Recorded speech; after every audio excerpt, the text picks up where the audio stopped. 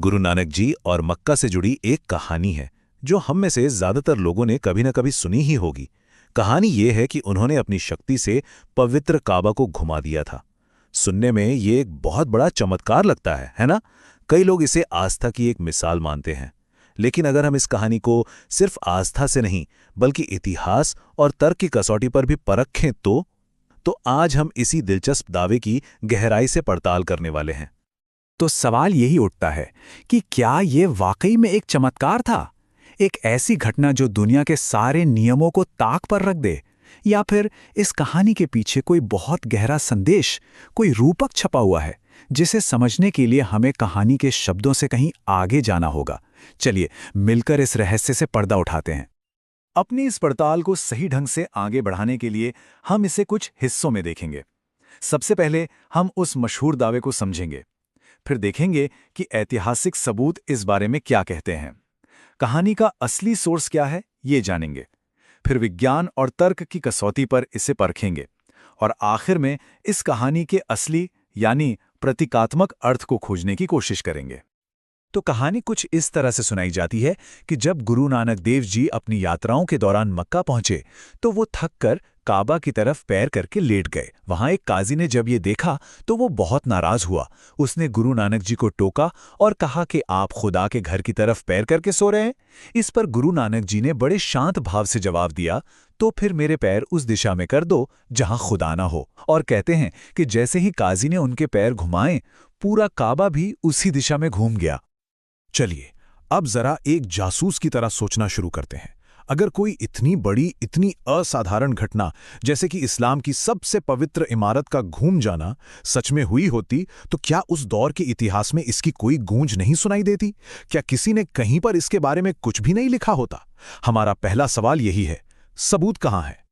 जरा सोचिए, ये कोई छोटी मोटी घटना नहीं होती। मक्का उस समय भी दुनिया का एक बहुत बड़ा धार्मिक और व्यापारिक केंद्र था। अगर वहां की सबसे पवित्र इमारत काबा अपनी जगह से हिल जाती तो क्या अरब, तुर्की और फारस के इतिहासकार चुप रहते? क्या शहर के सरकारी रिकॉर्ड्स में इसका जिक्र न होता? या जो दूसरे यात्री वहां आते जाते थे, क्या वो अपनी किताबों में इसका जिक्र नहीं करते? बिल्कुल करते। और यहीं पर आकर मामला बहुत दिलचस्प हो जाता है, क्योंकि सच तो यह है कि इतनी खोजबीन के बाद भी उस दौर के किसी भी इस्लामी, अरबी, तुर्की या फारसी दस्तावेज में इस घटना का दूर दूर तक कोई जिक्र नहीं मिलता। इतिहास इस मामले में पूरी तरह से खामोश है। और देखिए, इतिहास की ये खामोशी अपने आप में बहुत कुछ कहती है। तो फिर सवाल ये उठता है कि अगर किसी इतिहासकार ने इसे नहीं लिखा तो ये कहानी हम तक पहुंची कैसे? इसका जवाब हमें मिलता है जन्म साखियों में। तो आइए अब ये समझते हैं कि ये जन्म साखियां क्या हैं और क्या हम इन्हें एक ऐतिहासिक दस्तावेज मान सकते हैं। यहां एक बहुत जरूरी बात पर गौर करना होगा, और वो है समय का फासला। गुरु नानक देव जी का जीवन काल 1469 से 1539 तक था, जबकि ये कहानियां यानी जन्म साखियां उनके गुजर जाने के कई दशकों बल्कि लगभग एक सदी बाद लिखनी शुरू हुई। तो ये जन्म साखियां हैं क्या असल में? देखिए, ये गुरु नानक जी के जीवन से जुड़ी श्रद्धा और भक्ति से भरी कहानियां हैं। इन्हें लिखने का मकसद तारीख दर तारीख इतिहास बताना नहीं था। इनका मकसद था गुरु नानक जी की शिक्षाओं और उनके संदेश को आसान और यादगार तरीके से लोगों तक पहुंचाना। उस दौर में चमत्कारिक कहानियां गहरे आध्यात्मिक संदेश देने का एक बहुत ताकतवर जरिया होती थी। तो ये आस्था के ग्रंथ हैं, इतिहास के नहीं। ठीक है, तो ऐतिहासिक सबूत तो नहीं मिले। अब इस दावे को विज्ञान और अपने कॉमन सेंस की कसौटी पर कसकर देखते हैं। क्या फिजिकली यानी भौतिक रूप से ऐसा होना मुमकिन है? अब जरा विज्ञान के नजर से देखते हैं। देखिए, काबा पत्थर से बनी एक बहुत भारी और मजबूत इमारत है जिसकी नींव जमीन में बहुत गहरी है। इसे अपनी धुरी पर घुमाने के लिए इतनी ज्यादा ताकत, इतनी एनर्जी चाहिए होगी जिसकी हम कल्पना भी नहीं कर सकते। अगर ऐसा कुछ होता तो ये किसी महाभूकंप से कम नहीं होता, एक ऐसी घटना जिसे दुनिया भर के सिस्मोमीटर पर रिकॉर्ड किया जाता। लेकिन विज्ञान के रिकॉर्ड में ऐसी किसी भी भौगोलिक उथल पुथल का कोई सबूत मौजूद नहीं है।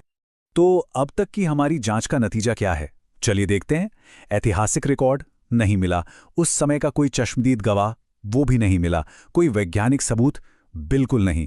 यानी हर कसौटी पर हमें सिर्फ एक ही जवाब मिलता है, सबूतों का पूरी तरह से अभाव। तो अगर ऐतिहासिक और वैज्ञानिक तौर पर यह घटना नहीं हुई तो फिर इस कहानी का मतलब क्या है? क्या ये बस यूं ही है शायद नहीं। शायद हम इसे गलत नजरिए से देख रहे हैं। क्या हो अगर ये कहानी एक भौतिक चमत्कार के बारे में हो ही ना? क्या हो अगर इसका असली मकसद कुछ और ही समझाना हो? तो यहां हमारे सामने दो रास्ते हैं। एक, इसे एक भौतिक घटना मानना जिसका कोई सबूत नहीं मिलता, और दूसरा रास्ता है इसे एक आध्यात्मिक संदेश के रूप में देखना। कई विद्वानों का मानना है कि इस कहानी का असली मकसद कोई जादू या चमत्कार दिखाना नहीं था, बल्कि एक बहुत गहरी आध्यात्मिक सच्चाई को आसान तरीके से समझाना था। और वो सच्चाई ये है कि परमात्मा, ईश्वर, अल्लाह वो सर्वव्यापी है, वो हर जगह है। वो किसी एक दिशा में, किसी एक इमारत में या किसी एक खास जगह में बंधा हुआ नहीं है। ये कहानी असल में दिशाओं और जगहों के इंसानी बंटवारे पर एक बहुत गहरी आध्यात्मिक टिप्पणी है। ये सिखाती है कि ईश्वर हर कण में है, हर दिशा में है। तो चलिए अपनी पूरी पड़ताल के निष्कर्ष पर आते हैं और देखते हैं कि सारे तथ्य हमें किस नतीजे पर लेकर जाते हैं। तो हमारी पूरी पड़ताल का सार क्या है? एक तरफ हमारे पास सबूतों का पूरी तरह से अभाव है, ना कोई ऐतिहासिक रिकॉर्ड, ना कोई वैज्ञानिक प्रमाण। और दूसरी तरफ हमारे पास जन्म साखियों से निकला एक बहुत ही शक्तिशाली आध्यात्मिक संदेश है। इससे यही निष्कर्ष निकलता है कि ये कहानी एक ऐतिहासिक घटना का ब्यौरा नहीं, बल्कि एक गहरी शिक्षा देने वाली रूपक कथा है। और ये हमें एक बहुत बड़े और ज़रूरी सवाल पर लाकर छोड़ देता है। क्या आस्था का मतलब ये है कि हर धार्मिक कहानी को शब्द दर शब्द सच माना जाए, या फिर हम इन कहानियों के पीछे छिपे गहरे संदेशों, उनकी शिक्षाओं को समझकर भी अपने जीवन में प्रेरणा पा सकते हैं? इसका जवाब शायद हम सबको अपने अपने अंदर खोजना होगा। है ना एक सोचने वाली बात?